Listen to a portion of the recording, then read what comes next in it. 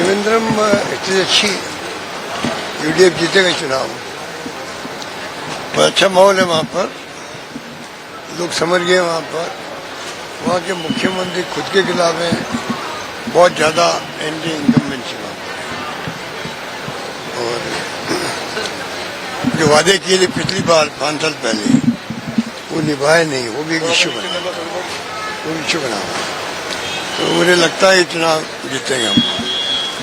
लोकसभा में महिला आरक्षण विधेयक पेश किया जा रहा है, कांग्रेस पार्टी ये कह रही है कि चुनाव की बात कर देते हैं, क्या स्पेशल सेशन अभी और पॉलिटिकल पार्टी की मीटिंग करके तय करना चाहिए, क्योंकि महिला आरक्षण के तो पक्ष में सभी लोग हैं।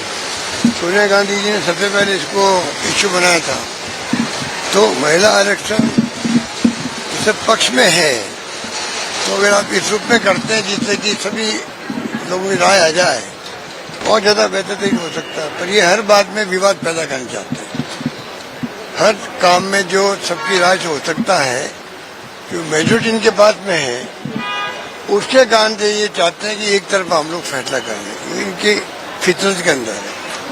सर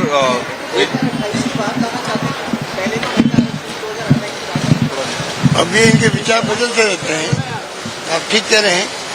पहले इन्होंने किया था कि हम पनिशमेंट करवाएंगे, पहले जनगणना होगी उसके बाद लाएंगे।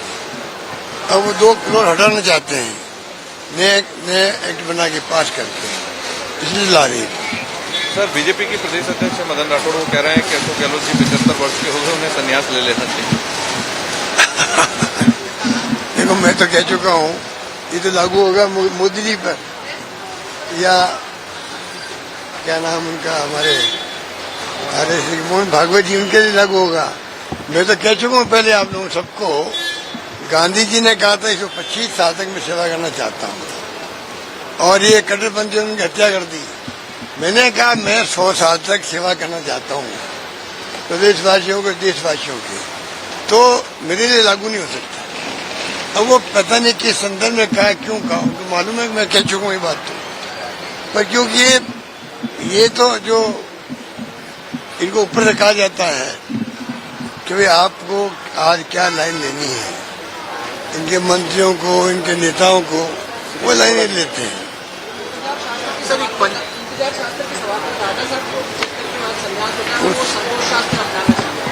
अब वो कौन कैसे सलाह देंगे हम लोगों को, वो तो पूरी कांग्रेस की राजनीति करने लग गए हैं। वो कांग्रेस नेताओं को कैसे कह सकते हैं कि आपको क्या करना चाहिए, क्या नहीं करना चाहिए। जो हमने इनको इश्यू बनाए हैं उसका जवाब दे नहीं रहे हैं, और गोलमाल जवाब दे रहे हैं। बड़ी बेइज्जती हो रही है लोगों की, क्योंकि आप जवाब तो दो, कम से कम कुछ भी दो, नेगेटिव दो, पॉजिटिव दो, कुछ भी कहो, पर आप संदर्भ हटके बात कर रहे हो। जो हमने क्वेश्चन इंतजार शास्त्र में पूछे हैं, उनका जवाब कम से कम कुछ तो दो, हाँ दो ना दो, पर आप संदर्भ बदल के कैसे जवाब दे सकते हो। ये कर रहे हैं लोग, हंसी उड़ाई जा रही है, लोग हंस रहे हैं इनके ऊपर। सर बंगाल चुनाव में अमित शाह जी ने कहा कि 15 दिन में यहीं डेरा डाल के रखूंगा, और उनका सबसे लंबा प्रवास वो बता रहे हैं अपना कि मेरा चुनावी राज्य में सबसे लंबा प्रवास है। ये उनकी पार्टी के मामला, हम लोग का ये कमेंट करें, वो तो किस रूप में कहते हैं आई डोंट नो। सर निर्वाचन आयोग को अवमानना का नोटिस हाईकोर्ट ने दे दिया था पंचायत। अब ये देखिए, जो सुप्रीम कोर्ट के कल कमेंट्स आए हैं, तो ये लोकल गवर्नमेंट की रूप में क्या घटना हुई मुझे जानकारी नहीं है, इसलिए उनको रखे हम। आरएसएस का कार्य पहले भी कांग्रेस ने विरोध किया उसका।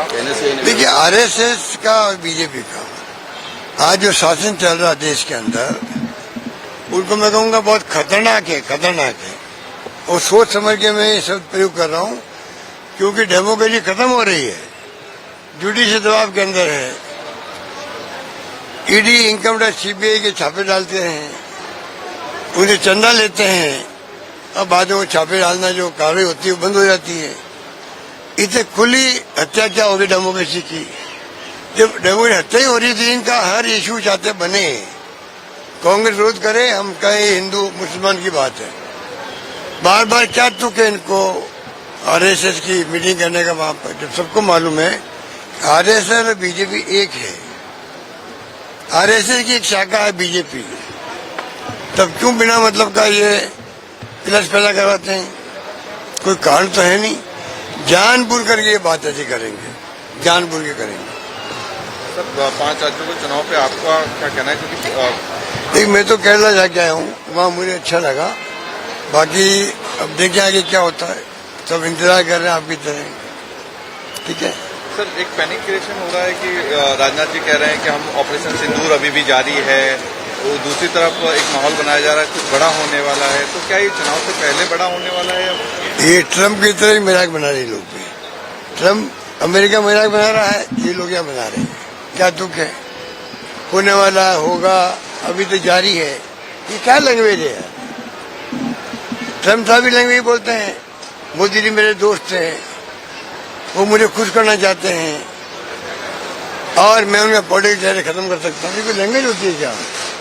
एक देश के राष्ट्रपति की लैंग्वेज हो सकती है क्या? बताइए। दुनिया भर में क्या हो रहा है वो आपको मालूम है, हम भी देखते हैं क्या हो रहा है। चिंता होनी चाहिए सबको। इस देश की डेमोक्रेसी जब नहीं बचेगी, आने वाली पीढ़ियों का क्या होगा? हमें चिंता ये है, मुझे खुद को चिंता है, अगर देश में डेमोक्रेसी नहीं बचेगी तो क्या होगा देश का?